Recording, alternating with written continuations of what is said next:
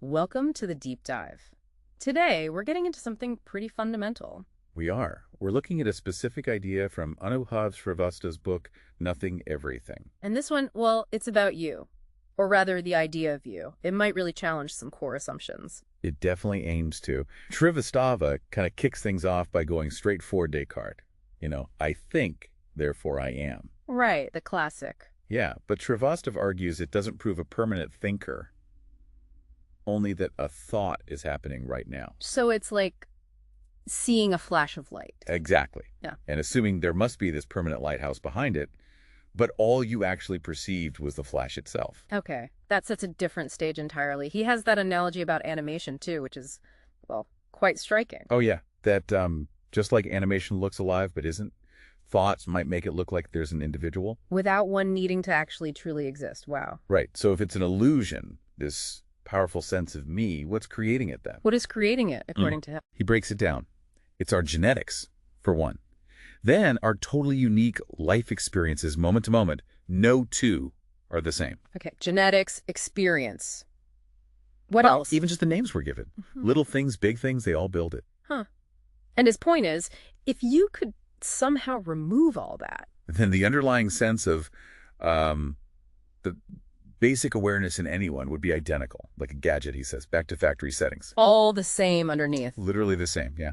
That's the claim. So how does he really try to drive this home? He uses those thought experiments, right? Like teleportation? Yes, exactly. The standard sci-fi setup. Yeah. Your body is destroyed here, And instantly recreated over there. and the you that arrives feels perfectly continuous, like nothing happened. But the original physical body is gone. So is it still you? It feels like it, but That's the crux of it. Or consider mind uploading. copying your consciousness. Yeah, a perfect digital copy would wake up, access your memories, think your thoughts, and be absolutely convinced it is you.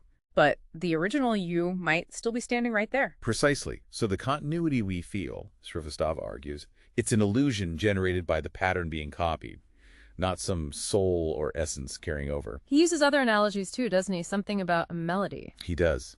Compares the sense of self to a melody played on a piano. Okay. A melody isn't a thing, right?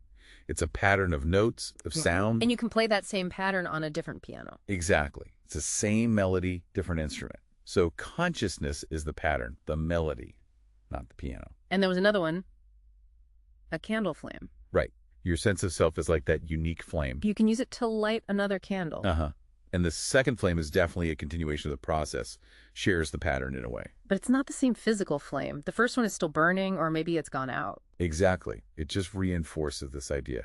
Consciousness as a pattern, an arrangement playing out. No need for an enduring separate self or soul. Okay, but then, why does it feel so intensely personal and unique?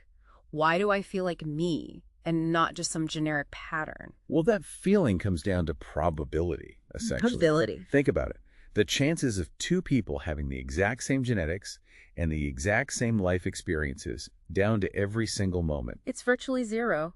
Impossible, really. Right. So that sheer statistical unlikelihood creates this powerful feeling of being utterly distinct. It's just the unique combination of factors. Pretty much. And he points out this intense individualism isn't even like a universal rule in nature. Think of algae colonies.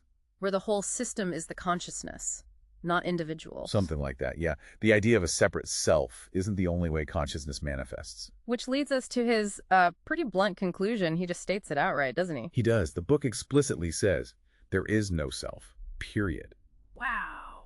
And he argues the really hard part isn't figuring out consciousness itself. It's letting go. Letting go of what?